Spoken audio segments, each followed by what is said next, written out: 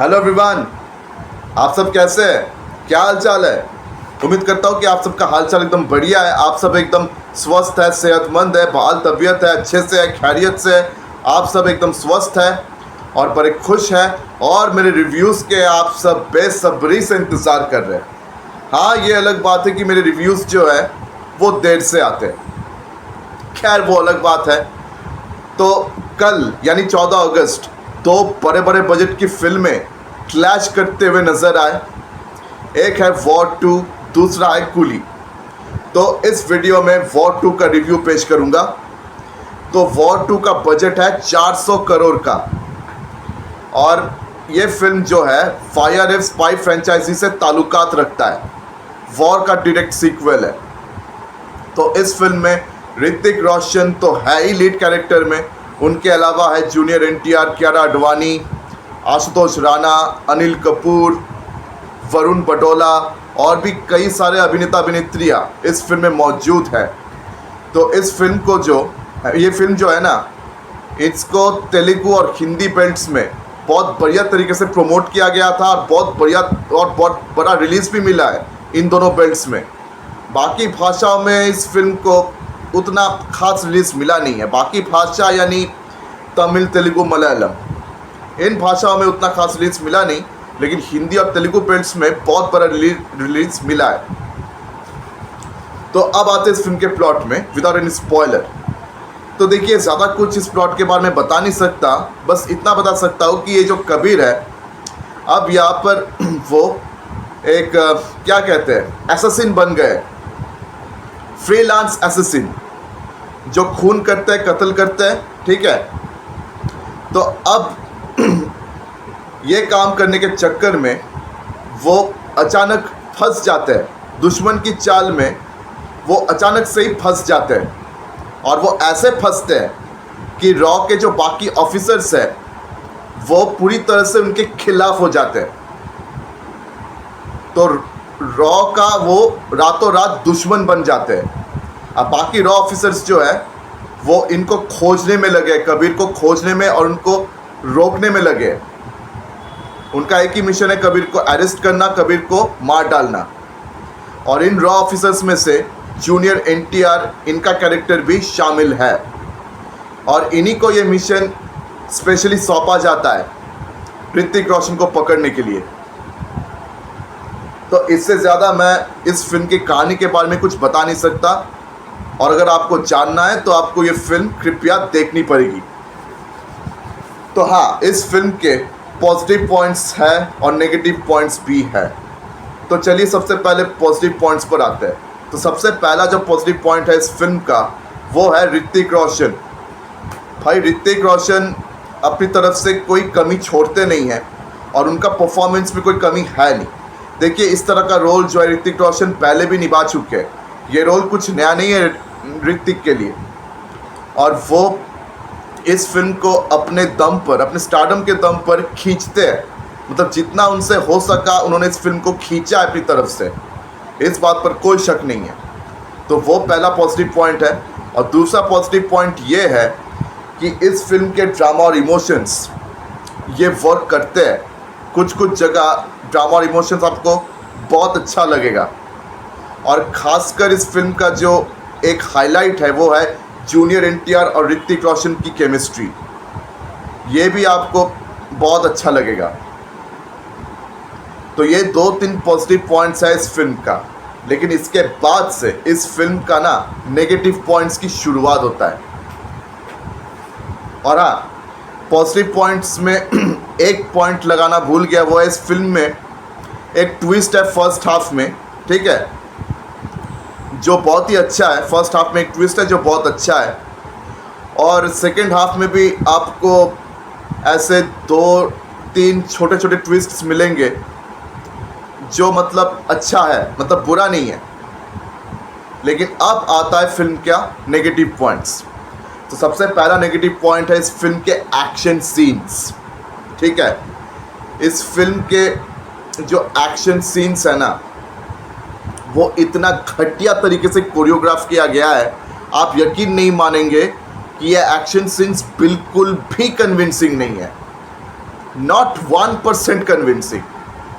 मतलब action scenes over the top commercial cinema में होता है, इस बात पे कोई शक नहीं है, लेकिन जो भी ओवर द टॉप आप एक्शन सीन्स दिखा रहे हो, आप एज अ फिल्म मेकर, आप पर ये जिम्मेदारी है कि आप इन एक्शन सीन्स को कन्विंसिंग दिखाए, कन्विंसिंग तौर पर दिखाए। लेकिन आप अगर ऑडियंस को कन्विंस नहीं कर पाओगे तो ये तो आपकी फेलियर हुई ना। तो एक्शन सीन्स बहुत बुरी तरीके से फेल करता है। और दूसरा है इस फिल्म का मतलब वीएफएक्स। टीज़र और ट्रेलर में ही मैं कह चुका था कि इस फिल्म का जो वीएफएक्स है बहुत ही घटिया है। अब यशराज फिल्म्स जो है बहुत बड़े प्रोडक्शन कंपनी है, बहुत बड़े स्टूडियो है और खुद माफिया है बॉलीवुड के, तो वो अपने वीएफएक्स लेवल को क्यों नहीं बढ़ा रहे? तो उनको अपना वीएफएक्स लेवल को बढ़ाना पड़ेगा बॉस। ऐसा वीएफएक्स नहीं चलेगा, बिल्कुल नहीं चलेगा। वीएफएक्स मतलब बिल्कुल भी मेरे को सेटिस्फैक्ट्री भी नहीं लगा, बहुत घटिया लगा मुझे बॉलीवुड के लेवल पे। और तीसरा है अयान मुखर्जी, इस फिल्म के डायरेक्टर। पता नहीं भाई ये अयान मुखर्जी को ऐसी फिल्में मतलब कोई देता कैसे है?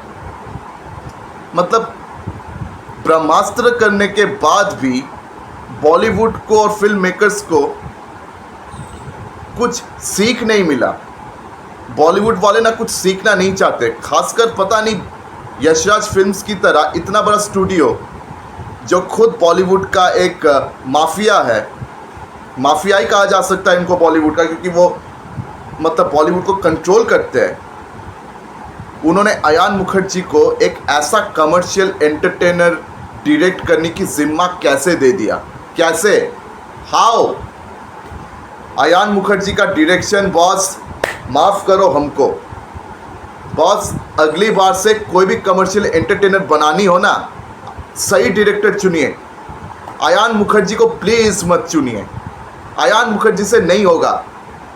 वो वेकअप सीट, ये जवानी है दीवानी, ऐसे मतलब फिल्म्स जिसमें वेस्टर्न थॉट्स एंड आइडियाज़ होता है ना, ऐसे फिल्मों के लिए सही है, एक्शन फिल्मों के लिए बॉस नहीं।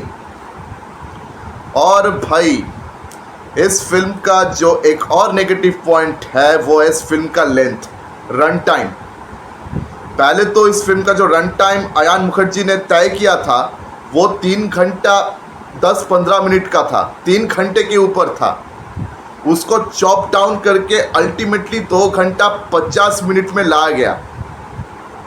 लेकिन ये 2 घंटा 50 मिनट भी आपको लंबा चौड़ा लगने वाला है, लंबा चौड़ा लगेगा। और ख़ासकर इस फिल्म का सेकेंड हाफ में आपको ये रन टाइम बहुत लंबा चौड़ा लगेगा। इस फिल्म में कुछ मतलब एक्शन सीन्स है, कुछ ड्रामेटिक पोर्शंस है जिनको चॉप आउट, जिनको थोड़ा सा चॉप करना, थोड़ा मतलब अच्छी तरीके से एडिट करना ज़रूरी था। लेकिन ये कुछ सीन्स सीक्वेंसेस जो है ये ऐसा लग रहा है कि बस चलता ही जा रहा है, ख़त्म होने का नाम नहीं ले रहा है। ये 2 घंटा 50 या 3 घंटे का ये रन टाइम इस फिल्म के लिए बढ़िया नहीं लगी, बिल्कुल भी बढ़िया नहीं लगी।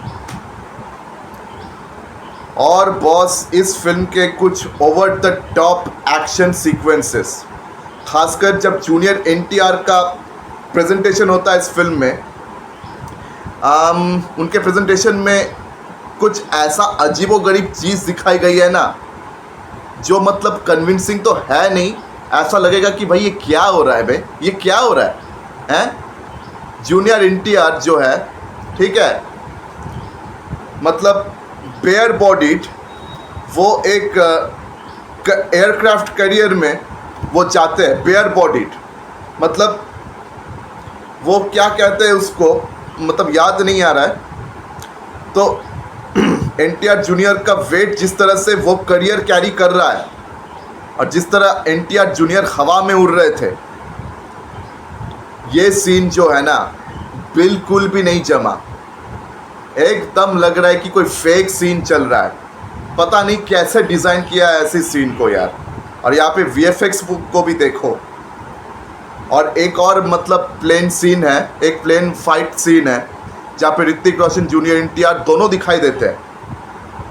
और वो प्लेन फाइट सीन भी मुझे बहुत घटिया लगा है। मतलब इतना अनरियलिस्टिक लग रहा है ना। कमर्शियल सिनेमा में लॉजिक ढूंढना बेकार की बात है। Commercial cinema is not about logic, it's about magic, it's about conviction. लेकिन वही चीज़ इस फिल्म में बहुत बुरी तरीके से मिसिंग था, जिसके कारण ये फिल्म जितना अच्छा हो सकता था, जितना बढ़िया हो सकता था, उतना अच्छा ये फिल्म एक्चुअली में होता नहीं है। एक्शन सीन्स बहुत मतलब बुरी तरीके से फिल्म आ गया है, और कुछ सीन्स तो आपको बहुत ही मतलब अनरियलिस्टिक लगने वाला है। सेकेंड हाफ में कुछ ड्रामेटिक पोर्शंस जो है वो काम करता है, और सेकेंड हाफ में एनटीआर जूनियर का कैरेक्टर आर्क ये अच्छी तरीके से हमें दिखाई देता है। फर्स्ट हाफ में एनटीआर जूनियर का कैरेक्टर आर्क हमें दिखाई देता नहीं है, हमें बस वो एक कैरेक्टर के तौर पर दिखाई देता है जो ऋतिक रोशन को पकड़ने की कोशिश कर रहा है। लेकिन सेकेंड हाफ में उनका असलियत सामने आता है। तो फर्स्ट हाफ में एक अच्छा ट्विस्ट है, ठीक है। सेकेंड हाफ में भी 2-3 छोटे छोटे ट्विस्ट्स हैं जो आपको मतलब कुछ हद तक अच्छा फील कराएगा। लेकिन मतलब बहुत लंबा चौड़ा जो रन टाइम है ना, वो आपको थोड़ा टायर्ड फील कराएगा, थोड़ा बोर कराएगा आपको। तो ये फिल्म जो है मुझे उतना खास लगा नहीं है। ज़्यादा से ज़्यादा मैं इस फिल्म को एक एवरेज बोल सकता हूँ, एक मतलब क्वालिटी के तौर पर मैं इसको एवरेज फिल्म बोल सकता हूँ। मतलब वॉर पार्ट 1 वॉर पार्ट 2 से कई बेहतर था, इस बात पर कोई शक नहीं है। वॉर पार्ट 1 जो है इस पार्ट 2 से कई बेहतर था। ये फिल्म बहुत अच्छा बन सकता था, लेकिन अयान मुखर्जी जैसे डायरेक्टर को अगर आप ये फिल्म सौंपोगे तो बहुत घटिया तो लगेगा ही। और ऊपर से कुछ ओवर द टॉप प्रेजेंटेशन जो कि इस फिल्म में कन्विंसिंगली बैठा नहीं। खासकर जूनियर एनटीआर जब एक्शन करते हैं, खासकर उनका इंट्रो सीन भी है, वो कुछ ज़्यादा ओवर द टॉप था, जो बिल्कुल मतलब अच्छा लगा नहीं। और भी जो बाकी एक्शन सीन्स हैं, मैं उनके बारे में अभी कुछ बता नहीं रहा हूँ। ऑलरेडी 2 एक्शन सीन्स के बारे में मैं यहाँ बता चुका हूँ। बाकी मतलब क्या है नहीं है वो आप देखिए, जानिए, ठीक है। तो आप लोगों का क्या राय है इस फिल्म को लेकर, क्योंकि आप लोगों में से बहुत सारे ऐसे हैं, बहुत सारे लोग ऐसे हैं आप लोगों में से, आप में से आई मीन, जिन्होंने इस फिल्म को ऑलरेडी देखा हुआ है। तो आपका क्या ओपिनियन है, आपका क्या राय इस फिल्म को लेकर, आप मुझे कमेंट सेक्शन में ज़रूर बताएं। और अगर आपको लगता है कि आपको ये फिल्म देखना है तो देखिए, आप ये फिल्म ऋतिक रोशन जूनियर एनटीआर इन दोनों के वजह से देख सकते हो। इन दोनों का जो केमिस्ट्री है ये आपको अच्छा लगेगा, और जूनियर एनटीआर का परफॉर्मेंस ये भी मतलब इस फिल्म का एक और पॉजिटिव पॉइंट है, ये बोलना एक्चुअली भूल गया था। तो आप इन दोनों के वजह से एक बार ट्राई ले सकते हो, लेकिन एक प्रिकॉशन दे रहा हूँ, एक प्रिकॉशन मैं आपको दे रहा हूँ, आप ज़्यादा कुछ उम्मीद ना करें इस फिल्म से। कृपया ज़्यादा उम्मीद ना करें आप फिल्म से, ठीक है। तो बस आपको इतना ही बता सकता हूँ। और हाँ, टॉक्सिक जो मतलब ऋतिक रोशन के जो मतलब कुछ टॉक्सिक फैन क्लब है, अक्सर मैं देख रहा हूँ कि ऋतिक रोशन के कुछ फ़ैन क्लब है जो बहुत ही टॉक्सिसिटी फैला रहे हैं। देखिए, टॉक्सिसिटी फैलाना ये बिल्कुल भी सही नहीं है, और बहुत सारे सुपरस्टार्स के, बहुत सारे एक्टर्स के फ़ैन क्लब्स होते हैं, खासकर इंडिया में होता है। लेकिन कभी कभी ये इतने टॉक्सिक बन जाते हैं कि बॉस बर्दाश्त के हद से बाहर हो जाता है। मतलब ऋतिक रोशन की किसी फिल्म को अगर किसी ने ख़राब बोल दिया, आप जाके उनको अटैक करोगे, आप जाके कुछ भी बोलोगे, ये बॉस जस्टिफाइड नहीं है, ये बिल्कुल भी जस्टिफाइड नहीं है। और याद रहे, एक बात कान खोलकर सुन लीजिए, अगर गालियाँ देने का बड़ा शौक़ है ना, तो गालियाँ मैं भी दे सकता हूँ, अगर मैं गालियां देने पर उतर आया तो आप सबका क्या हश्र करूंगा ये आपको बाद में बताऊंगा मैं। अगर आप ईंट फेंकोगे मेरी तरफ तो मैं पत्थर फेंकूंगा। तो ये वार्निंग दे रहा हूं मैं टॉक्सिक जो फैन क्लब है, जो ऋतिक रोशन के बारे में कुछ नेगेटिव सुन नहीं सकते और उनकी फिल्मों के बारे में।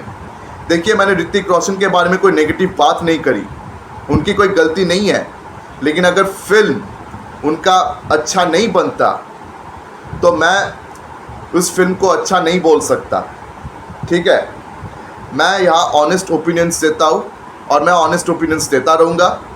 बाकी आप सब समझ लीजिए। और हाँ, मुझे गाली देने से पहले याद रहे कि गाली मैं भी दे सकता हूँ। ठीक है, मुझे मजबूर ना करे आप ऐसे कांड करने में। तो खैर, मैं अपनी राय रख चुका हूँ। अब आप सब डिसाइड करें कि आपको ये फिल्म देखना है कि नहीं। और अगर मेरी वीडियो अच्छी लगे तो मेरे वीडियो को आप ज़रूर लाइक कीजिए, ज़्यादा से ज़्यादा शेयर कीजिए, और हाँ, मेरे चैनल को सब्सक्राइब करना बिल्कुल भी मत भूलिए। तो आज मैं आप सबसे विदा ले रहा हूँ, फिर मुलाकात होगी अगले वीडियो में। धन्यवाद।